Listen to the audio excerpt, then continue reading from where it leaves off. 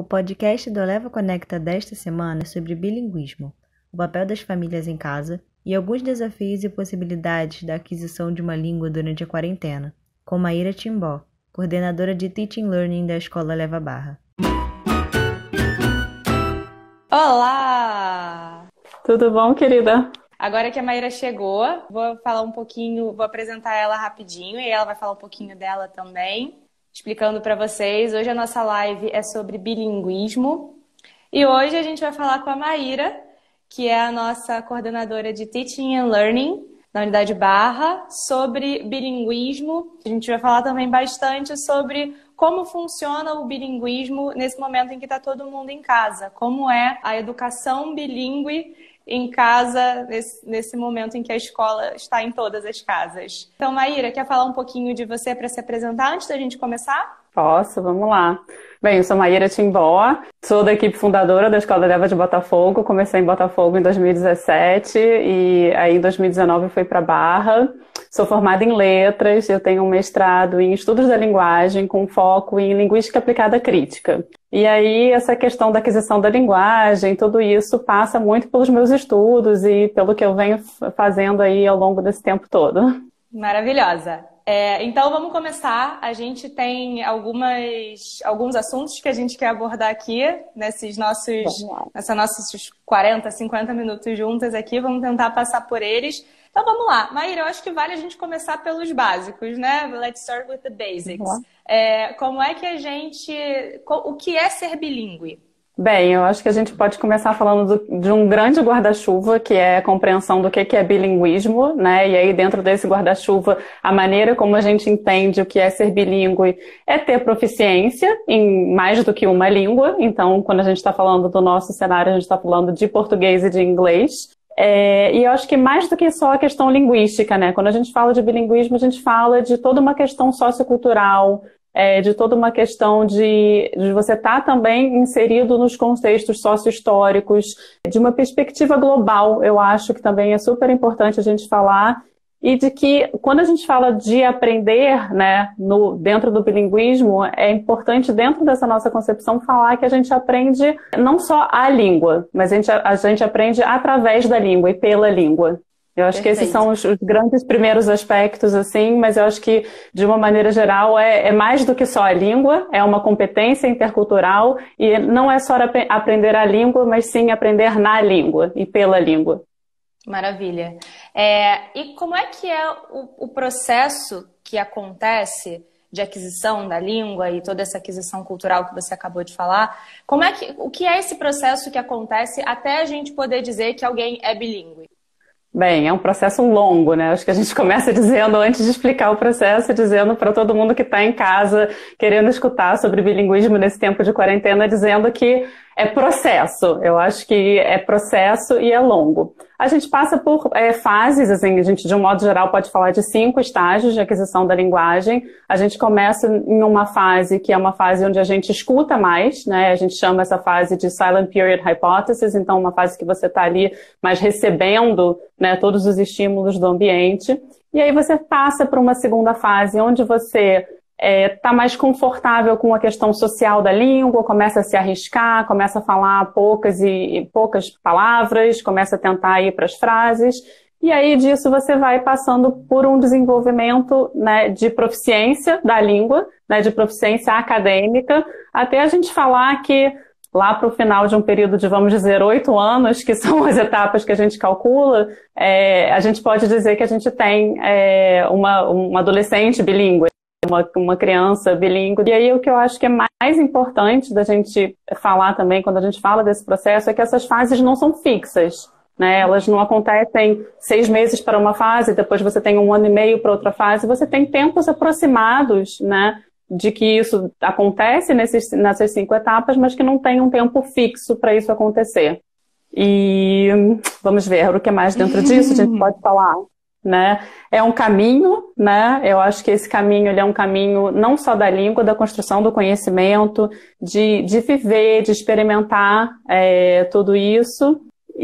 Maíra, e é nessas passagens por essas fases também que a gente encontra aqueles vários momentos E na escola a gente vê muito isso, né? Imagino que na escola a gente vê isso potencializado e imagino que os pais estejam enxergando isso, as famílias estejam enxergando isso em casa, agora nos pequenos laboratórios de educação bilíngue, no caso de famílias como na nossa escola que estão vivendo o bilinguismo em casa, que é aquela fase engraçada, né? Em que algumas palavras são em inglês para a criança, outras são em português.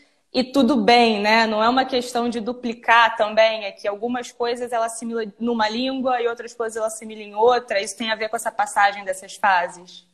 Super tem, e tem a ver também com o fato de se aprender na língua, né? Então a gente sabe que tem o que funciona para você numa língua e na outra, né? Então, por exemplo, eu gosto daquele exemplo quando a gente fala da nossa unidade de Saving the Rainforest, né? Que você está lá aprendendo tudo aquilo, e aí você se deparou com um sloth, mas você nunca tinha aprendido naquele momento o seu bicho preguiça, né? Então, quando você vai falar do bicho preguiça, a palavra que te vem, o que você tem de dados é o sloth. Então, você vai falar, sabe aquele bicho, aquele sloth?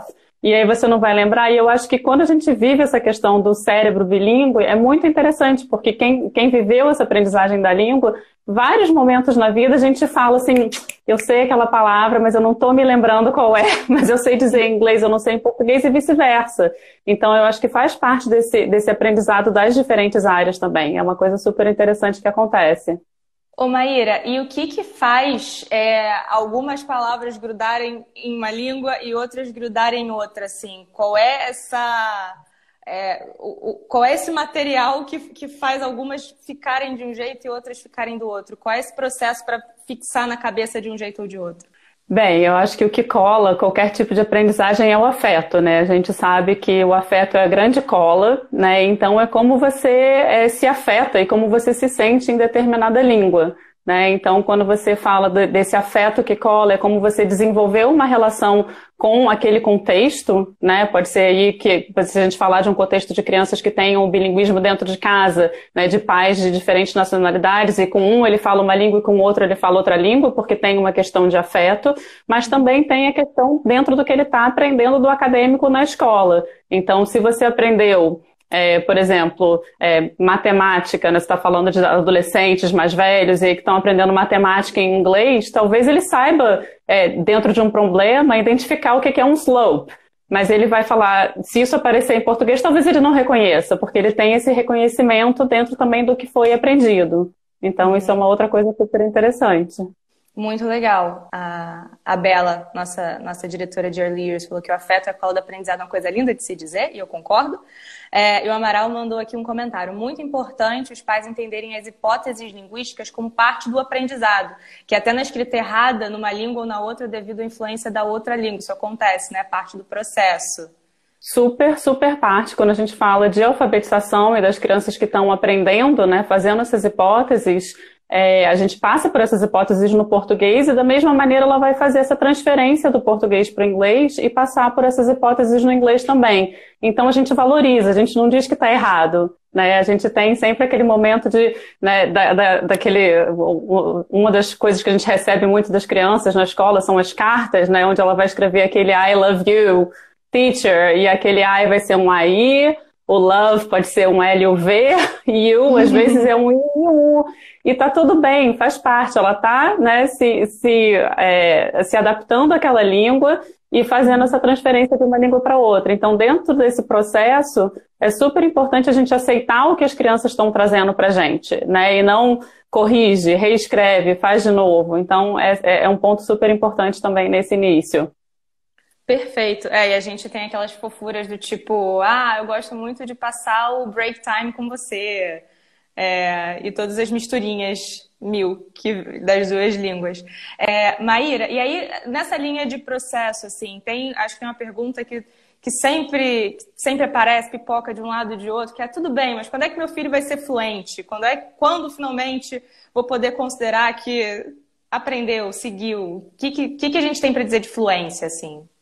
Bem, eu acho que a fluência é você ter essa naturalidade nas duas línguas. A gente fala muito mais do que fluência, né, que é um termo mais geral. O que a gente gosta de dizer é proficiência, né? Ele tem essa proficiência dentro do inglês, e aí essa proficiência ela vem no final desse processo, né? Então, assim, quando a gente está falando das fases de aquisição, a gente está falando da quinta fase, desse período que pode levar aí de 7 a 8 anos, é por aí que a gente vai encontrar essa fase onde a gente vai dizer que ele é proficiente em ambas as línguas, quando ele consegue passar por isso, e aí dentro de um período escolar, normalmente isso acontece lá para o final do Fundamental 2, início do ensino médio. Maravilha. Voltando um pouquinho na primeira pergunta, que você falou um pouco desse processo e desse processo de imersão também, a Bela Sá mandou uma pergunta de qual é a diferença entre um curso de inglês e uma escola bilíngue. E meu palpite é que sua resposta vai ter a ver justamente com esse processo e essa imersão, né? Isso, eu acho que o grande ponto aí da gente pensar dessa diferença é que num curso de inglês você está ensinando a língua, né? Na maioria dos cursos de inglês que a gente na escuta falar, você ensina a língua, então o ensino é focado na língua. E numa escola bilíngue você aprende através da língua. Então a língua é meio de aprendizagem para as diferentes disciplinas que não só o inglês. Né? Então você vai ter a matemática em inglês, as ciências em inglês. Então essa grande diferença é que através dos projetos, das inserções dos projetos, das diferentes disciplinas, das artes, das músicas enfim, né? Não é um aprendizado só do inglês. E aí a gente tem uma brincadeira que a gente gosta muito de fazer, é dizer que os professores que não são professores de inglês, eles também são professores, né? Porque você tem ali o compromisso com o seu language objective, né? E com o seu learning objective. Então, eu acho que esse seria o grande ponto, assim, diferencial. Maravilha. E as famílias com isso tudo? O que as famílias podem fazer para ajudar nesse processo bilíngue de adquirir essa segunda língua em casa?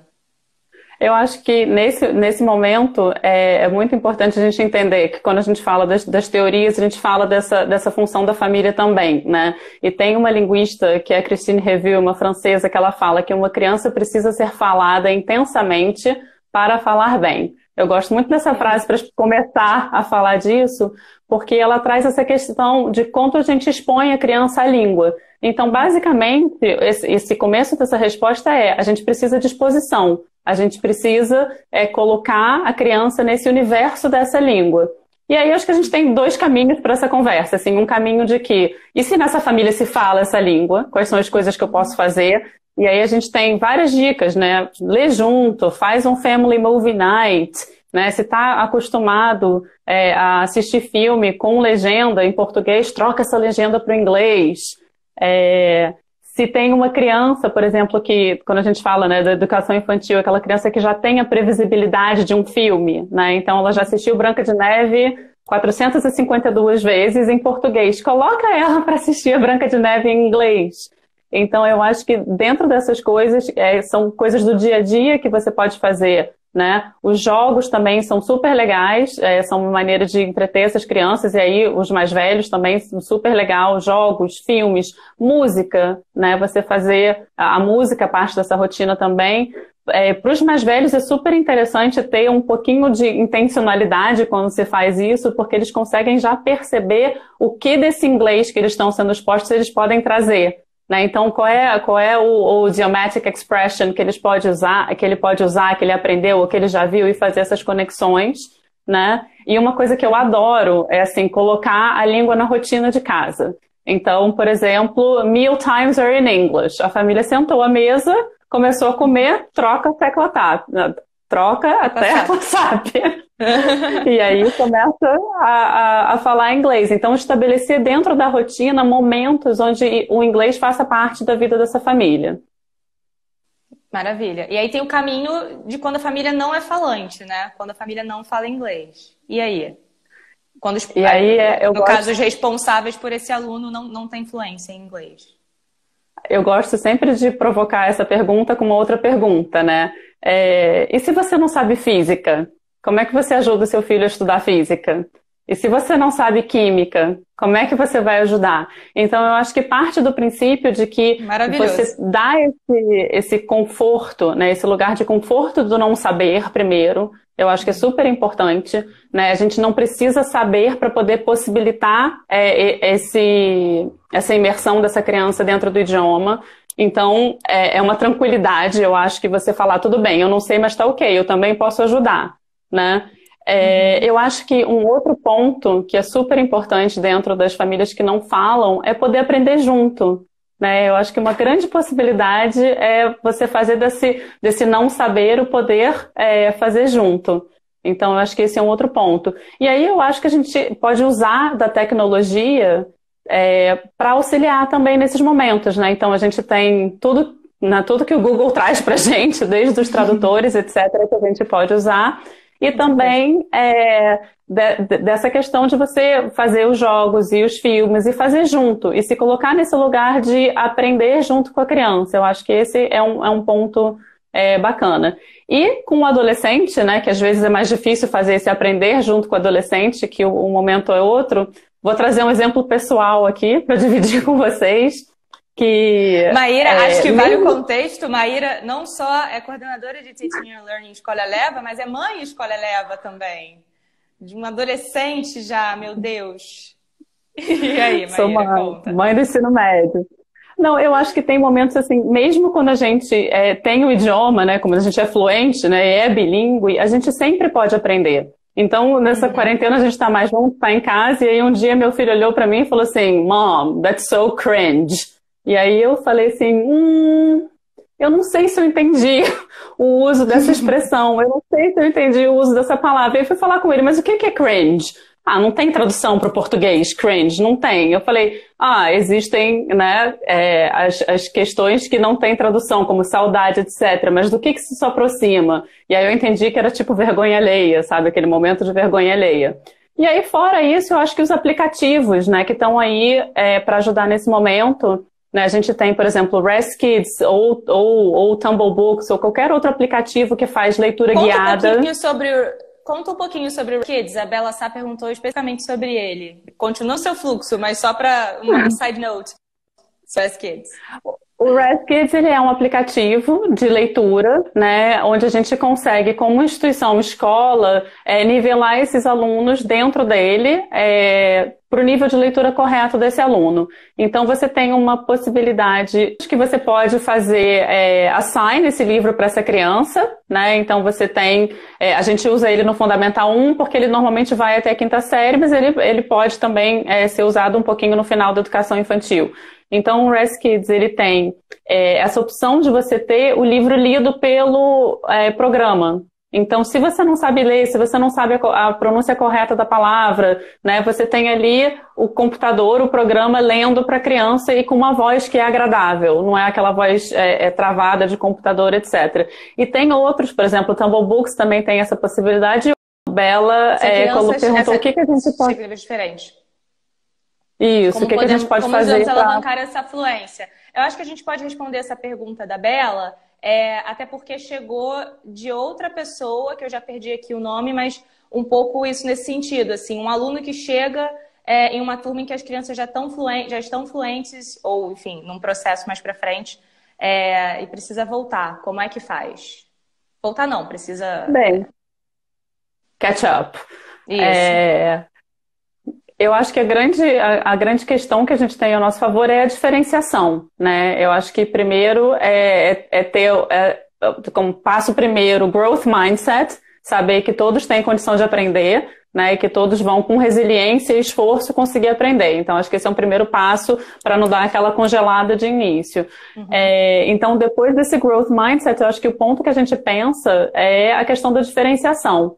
Né? Então, a gente tem possibilidade de diferenciar esse aprendizado, tanto em sala de aula, né, quando a gente fala, ou à distância também, porque está acontecendo à distância, então não é só do momento atual ou à distância, é a questão dos momentos de push-in e pull-out. Né? Então, a gente tem momentos de encontro individuais com esses alunos que precisam desse suporte a mais. E aí, dentro disso, a gente tem, acho que, duas frentes interessantes para a gente comentar. Uma que é a linguagem social, que a gente chama de Basic Interpersonal Communication Skills, que a gente consegue trabalhar nesse sentido dele já conseguir entender os comandos, o dia a dia, o que é que acontece dentro de aula. E o segundo, o que eu acho que é super interessante também, que é o CALP, que é a linguagem acadêmica. Né? Então, ele vai ter uma coisa específica para acompanhar essa linguagem acadêmica e esse desenvolvimento dessa linguagem acadêmica. Então, dentro dessas duas línguas dentro da língua, né? A língua social e a língua acadêmica, isso pode ser feito. Eu acho que o principal é esse growth mindset, essa resiliência e esse esforço que vai ter que ser feito para chegar lá, mas a gente sabe que chega. Perfeito. E Maíra, seguindo um pouquinho no tom que a gente estava, no assunto que a gente estava de ir em casa, né? E como é que é o bilinguismo em casa. Bom, estamos no momento em que todo mundo está em casa. Mais do que nunca, essa necessidade de estar perto, de ajudar, de saber quais são as possibilidades e reconhecer desafios importantes, inclusive no bilinguismo. E aí eu queria que você falasse um pouquinho pra gente, assim, nesse contexto quarentena, o que você enxerga que você enxerga de grandes desafios e de grandes possibilidades também, ou enfim, algumas possibilidades para trabalhar o bilinguismo em casa nesse intensivão que a gente está tendo? Eu acho que a gente tem alguns desafios importantes, né? Eu acho que o primeiro desafio, eu gosto de falar um pouquinho da questão do lugar, né? Então, a maioria desses alunos, eles aprenderam essa língua dentro da escola. E aí, esse lugar de se falar essa língua é a escola. Né? Tanto que a gente sabe que, né, de tantas reuniões de pais que a gente já atendeu, de falar, mas o meu filho não fala em casa. E você fala, mas ele está ótimo na escola. Né? Então, acho que primeiro é vencer essa barreira desse lugar que mudou. Né? Então, a gente vai ter muitas vezes as crianças que vão ter uma recusa inicial a falar em casa ou falar na frente dos pais. Né? Às vezes, essa criança, se o pai está assistindo a aula live lá online com ela do lado, ela não participa. E aí, se ela fica sozinha no quarto, super participa. Então, acho que tem esse deslocamento físico mesmo da questão da língua que se fala, né? O português e inglês na escola e em casa português. Então, acho que isso é um ponto importante da gente colocar. Eu acho que um segundo ponto de desafio importante é a questão da recusa, né? Ou de quando tem, né, para as crianças menores a birra, essa dificuldade de falar. E aí a gente tem que voltar e falar um pouquinho da questão de como é aprender uma língua de novo para explicar isso, né? Essa recusa, essa birra, essa aversão, né, que está acontecendo e a gente tem recebido esses relatos, né? A gente volta para aquele bebê que a gente conhece, que estava em casa e que aí às vezes estava ali na cozinha com você, apontando para o seu armário, e você acha que ele está querendo o quê? Né? Porque no armário tem biscoito, tem leite, tem muita coisa dentro do armário, e aí você entrega alguma coisa para a criança e a criança te esperneia, berra, não é aquilo que ela queria. Então eu acho que tem que entender esse processo. E por que essa criança faz isso? Porque falta a palavra, falta a língua, falta, né, o que ela tem a dizer sobre isso. Então eu acho que o segundo desafio é saber colocar essa aversão, essa dificuldade, essa falta nesse lugar. E aí é importante a gente dizer, de novo, do growth mindset, da resiliência, que muitas vezes a criança vai estar num ambiente onde ela, de fato, de início, eu não estou entendendo nada, eu não sei de nada, nada disso para mim faz sentido. E a gente passa desse momento. Acho que é aquele momento de você mergulhar e passar por aquilo porque tem uma rotina, porque tem uma previsibilidade, porque é repetido. Então, acho que dessa questão dos desafios, eu acho que isso é super importante para falar. Eu acho que os pais... Questão... Fala. Lógico. Não, eu acho que tem uma questão, deve ter uma questão também do próprio afeto, né? Que você falou também lá no início. É diferente você criar tô dizendo, imagino, por tudo que eu aprendi com você nesses nossos 30 minutos juntas, imagino que seja diferente você construir um vínculo na escola e construir um vínculo com a tela do computador, né? Às vezes acaba... eu acho que... Eu acho que os meios, né, se tornam um desafio, porque a gente sabe da importância do face a face, né, do face-to-face interaction. Então, a gente sabe que inicialmente você teve que aprender isso. A gente nunca viveu isso, a gente nunca passou por isso, então ter que transpor o que a gente vivia no face-to-face para esse momento via Zoom, via Google Meet, via, né, as plataformas todas, eu acho que a tecnologia fica ali como no início, eu acho que um dificultador desse processo, mas que a gente está aprendendo a também transpor essa dificuldade. Eu acho que isso é importante dizer. A gente eu acho que assim, é aquela onda que teve, mas que já passou. E growth mindset total, de novo, né? O aprender com isso, o aprender nisso, se adaptar, como você falou. E eu acho que um outro ponto, Clara, que eu estava pensando, eu acho que também nessa questão do que é diferente, o que é desafiante quando a gente está em casa, é entender que o tempo da escola não é o tempo de casa. Né? Quando a gente fala desse tempo de escola, era o que você vivia dentro do seu horário, com tudo organizado, né? Com tudo isso que você estava fazendo dentro da escola, com a sua rotina organizada, com as suas aulas, com o seu break, com tudo que você vivia. E agora a gente vai para um tempo que é um tempo de diferente, que é um tempo de casa. E aí ele é diferente também em cada casa. Né? Eu acho que esse tempo de casa, tem famílias que conseguem organizar essa rotina dentro de um horário, tem famílias que estão aí na linha de frente também, e aí é mais difícil organizar isso com os seus filhos, então eu acho que entender, né, que o tempo da escola é diferente do tempo de casa é sim um desafio. Perfeito. E quando a gente pensa em possibilidades dentro desse contexto de bilinguismo em casa, o que você enxerga? Eu acho que quando a gente fala de possibilidades, eu acho que a gente tem a possibilidade de manter, né, as conexões, eu acho, então esses momentos live, Zoom, são essenciais, né, esses momentos da gente estar junto, estar em comunidade escolar, estar com os professores, trocando afeto através da tecnologia, através da tela, né, são possibilidades que a gente consegue enxergar também, né, e fazer com que essa aprendizagem continue sempre, né? Que seja motor, sabe? Ter esse motor dessa aprendizagem contínua. Os alunos continuam a se desenvolver, eu acho que tem esse ponto, né? A gente percebe já agora, nesse momento mais para frente do que... Eu nem sei, eu não estou contando dias, mas sei lá, mais de 90 dias que a gente deve estar afastado. Chegamos a 90 dias de quarentena, sim. Pois é, noventena, eu acho que dentro desse tempo a gente conseguiu perceber que que existe sim essa possibilidade dessa formação de vínculo. Então eu acho que investir nisso é super importante nesse momento. E eu acho que, de novo, é o afeto, através do afeto, da manutenção e da exposição. Então, quanto mais a gente tiver a possibilidade de estar, mesmo dentro de casa, né, vivendo e convivendo com essa língua, e lembrando que ela é meio para tantas coisas, ela pode ser meio para tantas coisas, eu acho que esse é um ponto também interessante. Maravilha. Tem duas coisas que apareceram aqui, dois comentários que apareceram que eu queria trazer. Um comentário sobre, dentro do contexto infantil, percebi que os pais estão tendo dificuldade, imagino que pouca paciência em manter um aprendizado com as crianças em relação à língua estrangeira.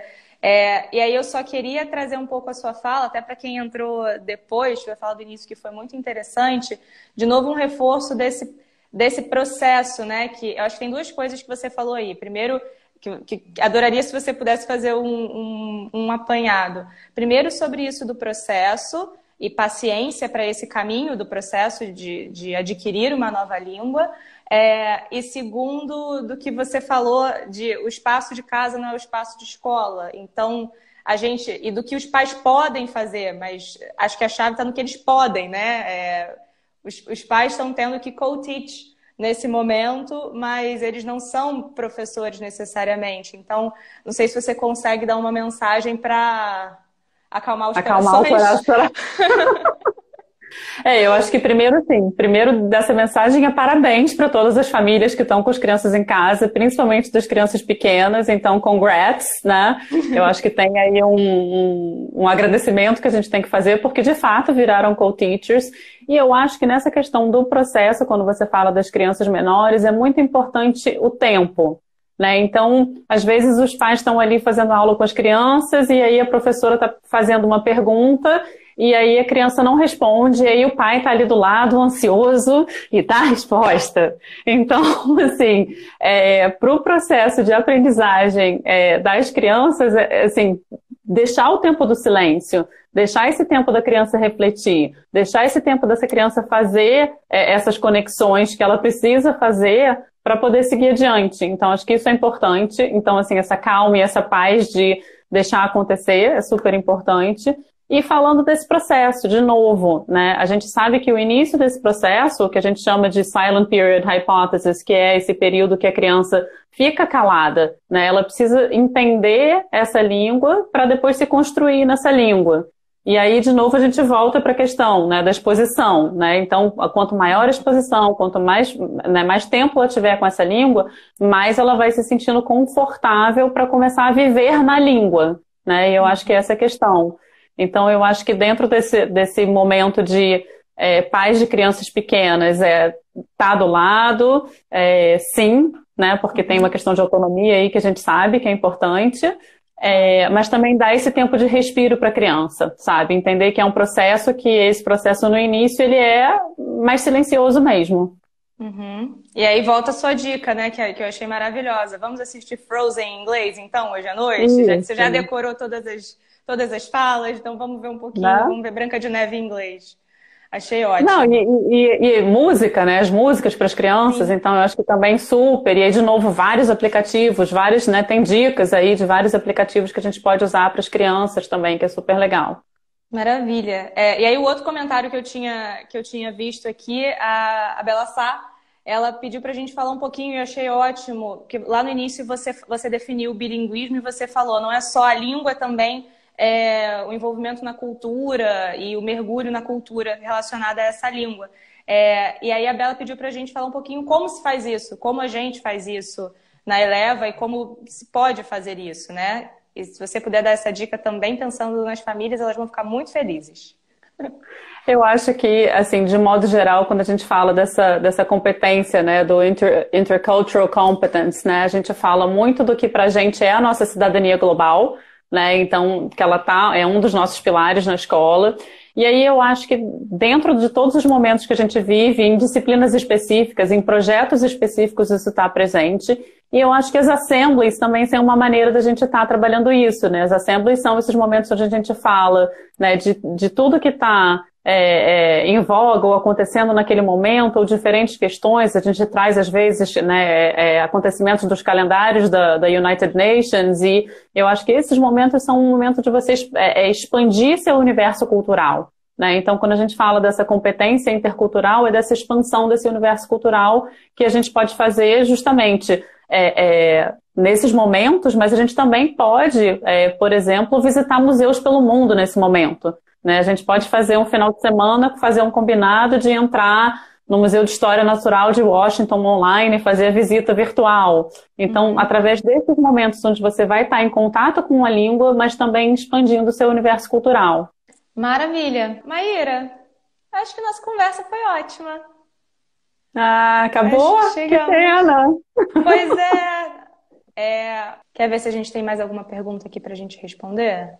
Tem uma pergunta que pode ser super interessante. Qual é um caminho para... o que a gente pode falar sobre o processo de formação continuada dos professores pensando no bilinguismo? Nossa, essa é densa. Vamos tentar. Formação continuada de professores. Eu acho que, assim, existem muitas possibilidades de formação, mas eu acho que, principalmente, a gente ter um desenvolvimento contínuo dessa formação, né? Eu acho que, dentro desse desenvolvimento contínuo, a gente fala de entender um pouco, né, um pouco sobre bilinguismo, sobre essas teorias todas, sobre CBLT, que é Content-Based Language Instruction, que é justamente como você ensina através da língua. Né? Então, esse caminho de formação para os professores é um caminho importante. Eu acho que é super importante também você entender as nuances, esse guarda-chuva do bilinguismo e como ele se dá nos diferentes cenários. Eu não sei se são professores da Eleva que estão perguntando ou se são professores de fora. Então, entender, né, o seu contexto e o seu cenário de bilinguismo, se é imersão, se não e o que você pode fazer. Eu acho que saber também, dentro desse, acho que eu já falei disso, mas assim, dentro desse processo de ensinar através da língua, né, você saber que todo professor de qualquer disciplina que é dada na língua é também professor de línguas, né? Então a gente volta nesse ponto. Então acho que essa questão toda é super importante. E eu acho que a questão da diferenciação, né? Quando a gente fala de EAL, English as an Additional Language, como é que você vai fazer essa diferenciação para os seus alunos? Eu acho que é um ponto super interessante de estudo também para quem quiser se aprofundar nesse momento. Tem várias coisas acontecendo online, vários cursos. Verdade. Essa live, por exemplo? Também. Olha, pra gente encerrar, eu vou puxar aqui, tem mais perguntas aqui no quadrinho de perguntas, mas eu vou puxar duas aqui pra gente encerrar. Já vou te dizer quais são as duas para você já se preparar. Uma qual é o papel da correlação curricular pra gente lá na Escola Eleva? E a outra, para fechar, que eu achei maravilhosa, como foi para você viver o processo de criar uma criança bilíngue em casa?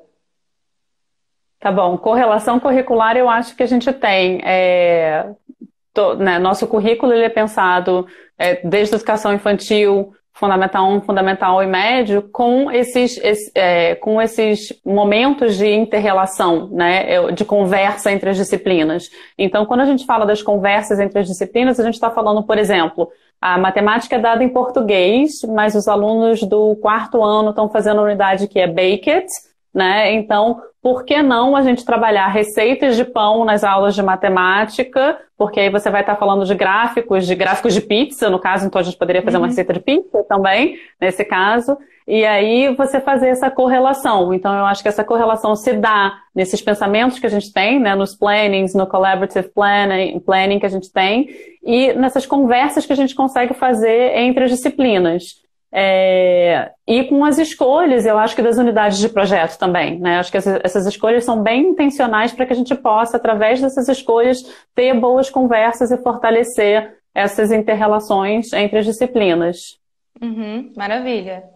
E aí a pergunta final... Como criar uma criança bilíngue? Seu projeto pessoal, profissional, de vida.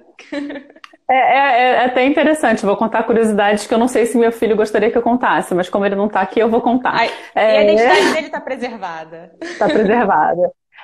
A gente sempre teve, né, eu acho que assim, além de eu ser uma pessoa que que sou bilíngue desde a adolescência, né, meu marido também fala várias línguas, então a gente sempre teve o costume de pelo menos ter uma outra língua dentro de casa.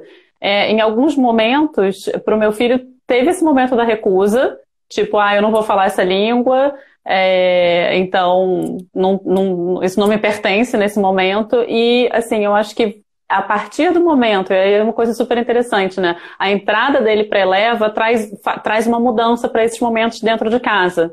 Porque eu acho que justamente ele passa a viver a língua tão intensamente que ele se coloca em momentos onde a gente está. Eu acho que super bilíngue, super misturado, né? Acho que misturando as línguas o tempo todo, então é aquela, né?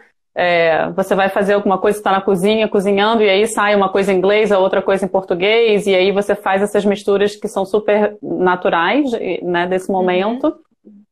Mas eu acho que é isso. Eu acho que assim, eu sempre li muito, né? Sempre fui uma mãe muito leitora em diferentes idiomas. Eu acho que é uma casa muito musical também. Então acho que a gente investiu sempre muito de trazer essa língua para dentro de casa. E aí nem só o inglês, assim. Meu filho ele já tem a terceira língua, então tem essa questão de estar vivendo, né, em múltiplas línguas. E aí quanto mais línguas você fala, a gente sabe, né, mais cognitivamente faz bem ao seu cérebro também. Então tem esse lado também. Adorei que você comentou isso, porque eu ia te pedir 2 minutinhos para falar um pouquinho sobre isso que a gente acabou não passando. Toda a questão cognitiva que o bilinguismo possibilita. Então, se quiser encerrar com essa nota maravilhosa. Agora, Maíra, uma última, eu disse que aquela ia ser a última, mas essa é a última mesmo. Uma última sobre os benefícios cognitivos do bilinguismo, que a gente acabou não comentando. Eu vou adicionar um pouquinho uma outra coisa para eu chegar nos benefícios cognitivos do bilinguismo. Eu acho que assim, se você quiser. A gente sabe que quando qualquer criança nasce, a criança nasce com possibilidade de aprender qualquer língua, né? O cérebro está ali preparado, né, para entender e assimilar qualquer fonema de qualquer língua que seja, né? E a gente sabe que isso vai passando e pela inserção sociocultural, né, das crianças, você vai tendo lá suas podas neurais, etc., e você vai fazendo os caminhos, né, que você faz dentro daquelas suas línguas, né? Por que que o falante nativo de inglês tem dificuldade para pronunciar o R do francês? Possivelmente porque ele não foi exposto a esse fonema quando ele era muito pequenininho. Então, acho que assim, a gente sai dizendo que todo mundo tem capacidade de aprender. Eu acho que isso é importante. E aí, de novo, fazendo a questão da exposição.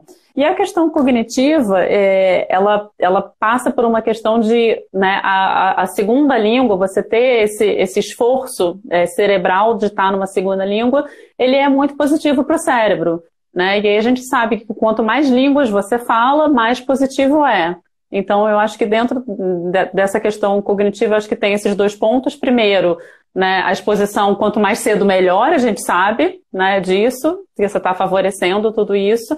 E segundo, você vai passando por esses ganhos cognitivos. Então, eu acho que essa é a grande questão. Então, quanto mais cedo, melhor, quanto mais línguas, melhor. Se não puder ser cedo, também não tem problema. Com esforço, growth mindset, resiliência, a gente chega lá.